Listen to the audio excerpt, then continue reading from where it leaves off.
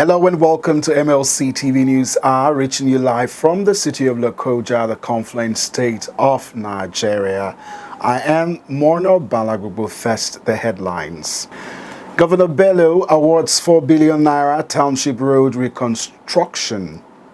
NABTEB no longer recognized for direct entry as JAMB fixes cut-off marks. Customs rescue 3 trafficked teenagers in IMPOUND rice, PETROL. And in sports, IGALA United FC gained promotion to Division 2. And now the news in details. Kogi State Governor BELLO has awarded the reconstruction of Zone 8 Barracks Zango GYB Junction dual carriageway to Messrs CCE Nigerian Limited at a cost of 4 billion naira, 766,465,000 naira, 1,000 naira and 99 naira for Kobo. This was made known during a press briefing by the Chief Press Secretary to the Governor, Mohammed Onogu, immediately after the conclusion of the State Council meeting at the ESCO Hall of the Government House in Lokoja. Recall that the Governor in the last 2 weeks has embarked on project inspections within the state and has been commended by Nigerians for the level of infrastructure development the state is witnessing recently. The CPS added that the council ratified and awarded the construction of the establishment of material/building testing laboratory via e-procurement to Messrs. Mathaus General Enterprises at a cost of 59.6 million naira. According to him, other approvals by the State Executive Council included the construction of internal road networks at the Ajiolo Ojaji Community Secondary School in the Kina local government area, and of course expansion of internal road networks at the College of Health Sciences, Ida local government area, and also the expansion of internal road networks at the Zonal Hospital, Ida local government area. In a similar vein, KGSG also approved and directed the Ministry of Health for the supply of the additional medical equipment at the Zonal Hospital, Ida, and Prince Abubakar Aldo University Teaching Hospital, Ayimba. The Lagos State Governor, Babajide Sanwo-Olu, has reiterated that his administration will continually support and financially assist the Nigerian police to ensure the protection of the lives and property of citizens. The governor stated this according to a statement on Wednesday while he received the Board of Trustees of the Nigeria Police Trust Fund in his office in Alausa, Ikeja. Sanwo-Olu, who was represented by his deputy, Dr. Bafemi Hamzat, noted that the provision of equipment is critical for the institution to effectively perform its assignment. He said Lagos State government believes that the Nigerian police must be well funded and well trained to protect all of us. As such, the state is ready to assist the police as Nigerians need to be protected. It is only logical that we do whatever we need to do, including training and equipping them. In his remarks, the representative of the chairman, Board of Trustees of the Nigerian Police Trust Fund, CP Adepoju Ilori, commended the efforts of the state government to provide security.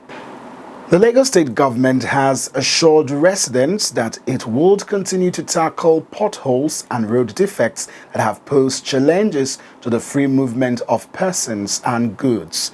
The General Manager of Lagos State Public Works Corporation, Lateef Somide, gave this assurance according to a statement on Wednesday during a tour of some of the sites of ongoing road maintenance work at Itire, Lawansin Road, Surulere, Orishigun Street, Ketu, and Agbowa, Itoken Road. Somide explained that torrential rainfall has resulted in upsurge in the emergence of potholes on many roads, especially those that are due for total reconstruction as they have outlived their span. He said under the Babatunde Sanwo-Olu administration, the agency's operations have been configured to maintain a presence on Lagos roads in all seasons, and that is why you will see our men fixing the roads, even in the rain, with interlocking pavement stones, as the hot asphalt premix normally used is not suitable for wet season. Somide added that over 20 roads have been maintained using hot asphalt premix and 25 roads were treated with builders to provide temporary relief. The Ondo State Governor Rotimi Akeredolu has ordered the dismissal of some civil servants for receiving double salaries from the state government. Akeredolu gave the order on Wednesday while receiving the report of the Committee for Verification, Scrutinization and Cleanup of the State Payroll. The number of the affected workers was, however, not disclosed.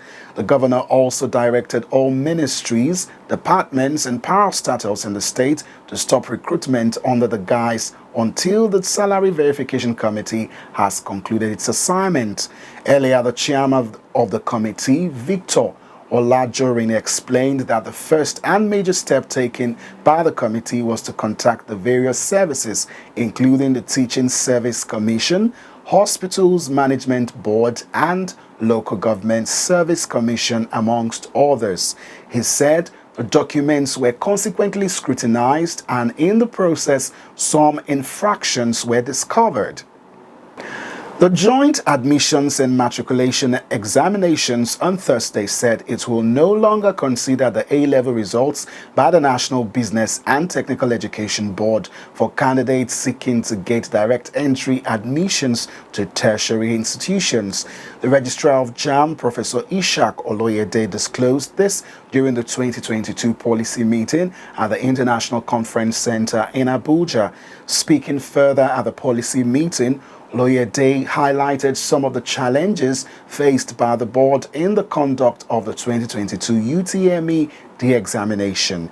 He listed the challenges as follows: examination malpractices, impersonation and substitution of real candidates by paid examination takers, fraudulent CBT owners who sabotage examination, parents encouraging examination malpractices, mass cheating by syndicates, prolonged investigation and prosecution.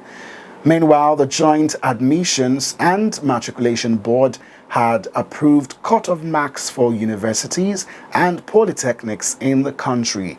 The decision was taken after a heated session comprising officials from JAMB, the Ministry of Education, the National Universities Commission, and the National Board for Technical Education, amongst others. For the polytechnics, 120 cut-off mark was approved, while 140 was approved for universities. We now go on a short break. We'll be right back. Please do stay with us.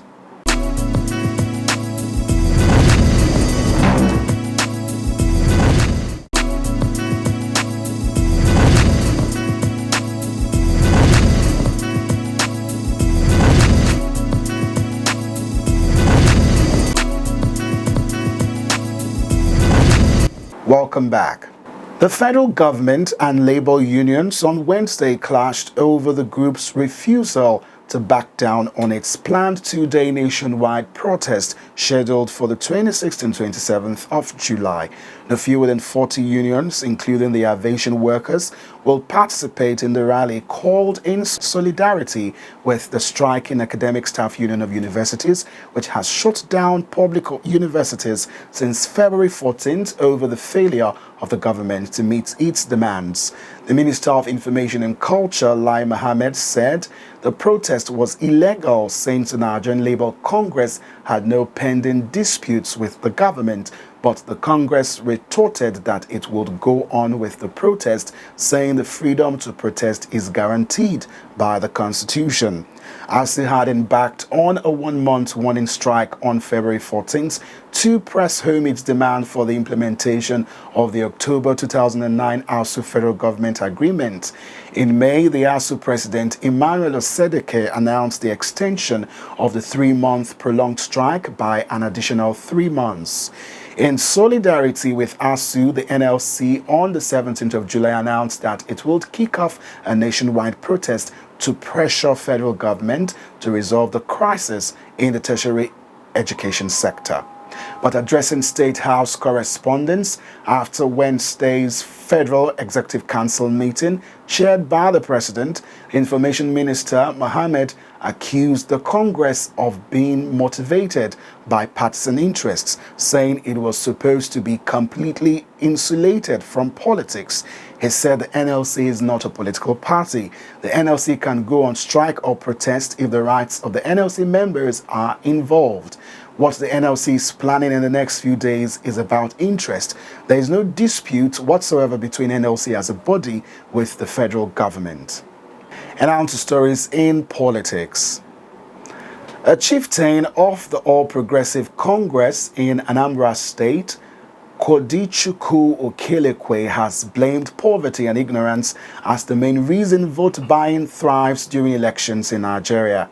Okelekwe, a senatorial candidate for the APC for Anambra Central Zone, spoke during a stakeholders meeting of the party in the state. He lamented that because of poverty and ignorant people do not consider the suffering they will go through in 4 years, rather will prefer to collect paltry sums to cast their votes. He said vote buying is now an issue in election process, but we know that it is a passing phase. Before now, it used to be the ballot box snatching, but innovation in election process has phased that out. Okelekwe lamented that vote buying was one of the reasons a party like APC with over 450,000 members in Anambra could not pull enough votes to win the state. And on to story in crime. The Nigerian Customs Service has rescued 3 underage children being taken to Burkina Faso for child labor at Babana in the Barutin local government area of Kwara State. The coordinator of the Joint Board Patrol Team Sector 3 North Central Zone, Comptroller Oluboyega Peters, who disclosed this in Ilorin, Kwara State on Wednesday, said the children, who were between 16 and 18 years, were trafficked from Benin City, Edo State. Peters said the team also seized the bus, popularly called Macapolo, belonging to All Express International, along the Abuja-Lokoja Highway, conveying 44 bales of acidic second-hand clothing and 16 sacks of fairly used infectious use shoes with a deputy paid value of 3.6 million. A trailer loaded with 550 bags of 50 kg foreign parboiled rice was also intercepted along the Mokwa-Jeba Road with a duty paid value of 14 million naira. The coordinator said despite the fuel scarcity in the country, operatives of the sector at different times and locations intercepted and seized 3,068 kegs of 25 liters of petrol in an attempt to smuggle them out of the country. And now on sports, over now to Julian Malik for the sports update.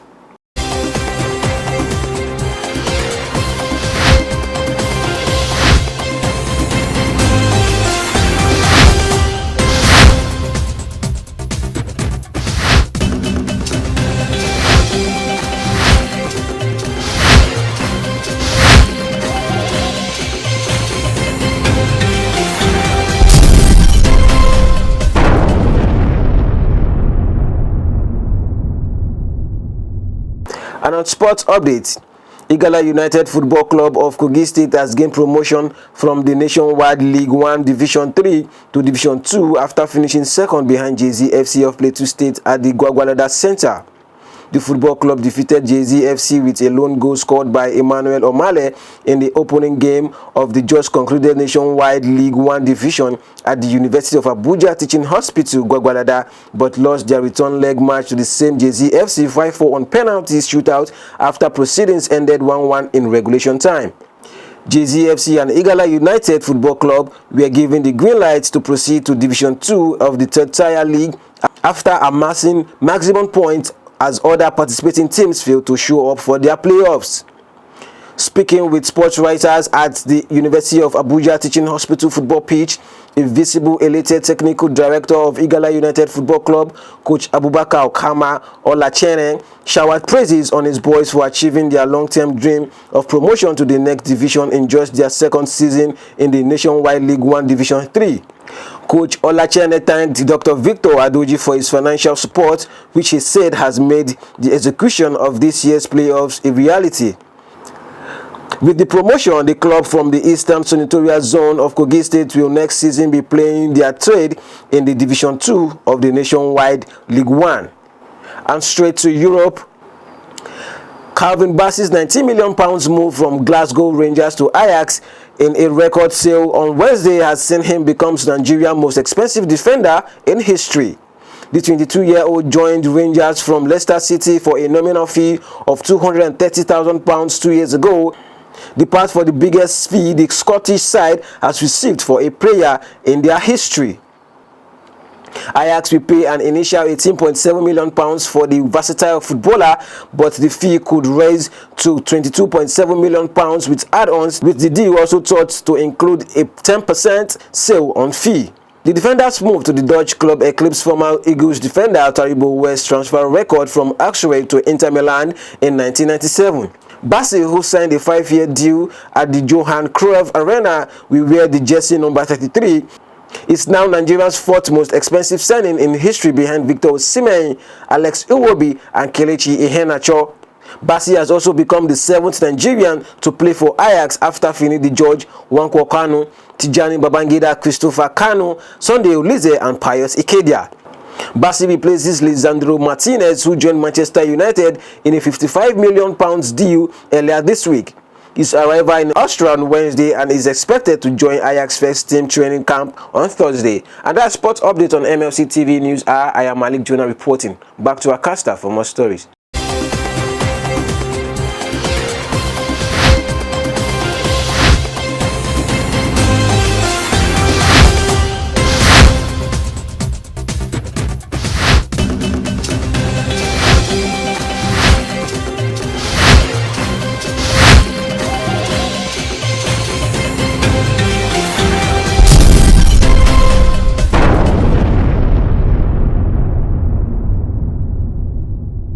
Thank you, Jonah, for the update.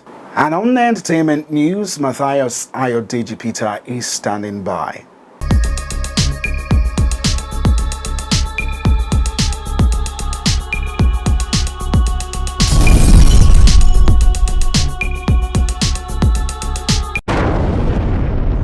On our entertainment news, Nigerian Film and Video Censors Board (NFVCB) says the board has received and censored 553 movies produced by the Nigerian film industry in the second quarter of the year. Adedayo Thomas, Executive Director CEO NFVCB, made this known in a statement on Thursday in Abuja.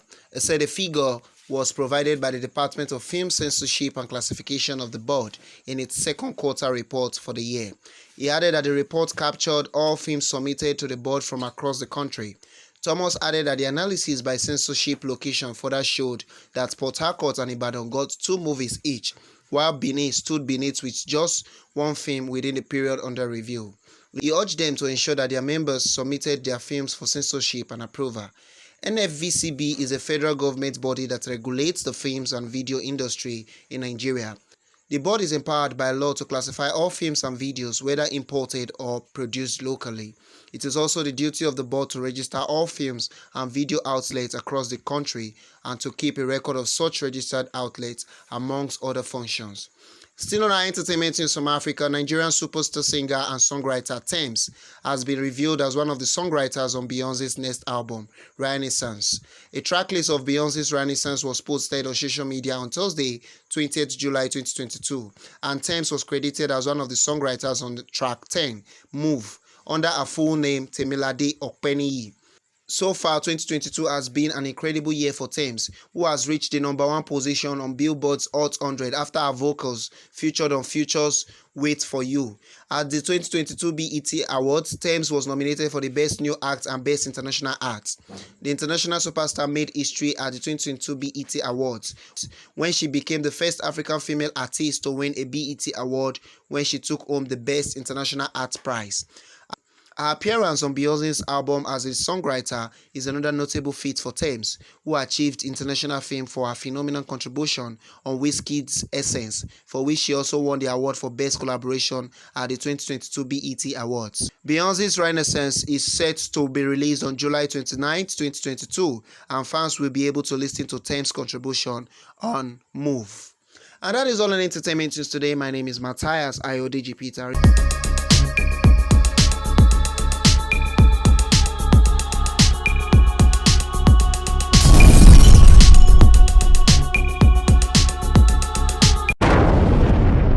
Thank you, Matthias, for the update. And that is the size of our package today. Join us tomorrow at the same hour to watch our news as we give you updates on happenings within and across the globe. Don't forget to subscribe to our YouTube channel. It is MLC TV. Like and follow our Facebook page, MLC TV, Instagram, MLC TV 2021, Twitter at MLC TV 1 for your event coverage, information contribution, adverts, and sponsorship. Please call any of our numbers displayed on your screen. It's MLC TV, reaching everywhere, informing everyone. I am Mono Balagbubu. Please continue to be your brother's keeper to build a united and peaceful society together. Good day and thanks for watching.